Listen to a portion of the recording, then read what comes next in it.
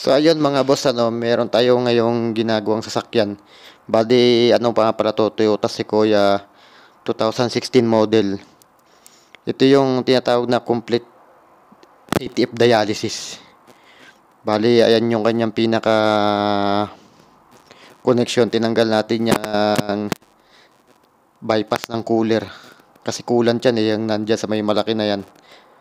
Tapos kinabitan natin ang mga adapters natin para ma-circulate na at matanggal natin lahat ng langis niya, yung ATF niya.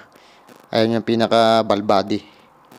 Yung filter, ayan, bagong palit na rin yan. Tapos yung nasa gilid, di ganong makita.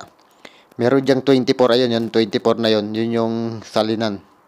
Pagka manual lang. Pero since sa complete transmission dialysis to, yung machine na yung bahalang mag-ano dyan, magsalin.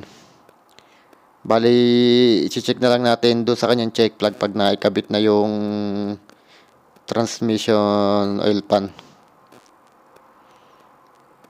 Itong sa Sequoia, kailangan mong tanggalin yung bypass niya. Kasi pag di mo tinanggal, walang pressure na makukuha dahil nga iba yung valve nito ay no. Iba yung design ng valve niya, unlike doon sa Land Cruiser na halos kasing laki din naman niya.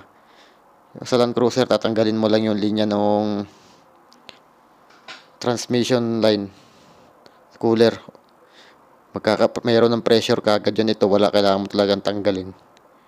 Madali lang naman yan basta't kumpleto ng gamit at may mga proper adapter tayo dyan. So ito yung ating gawa ngayong araw, Toyota Sequoia 2016 model. Salamat mga boss.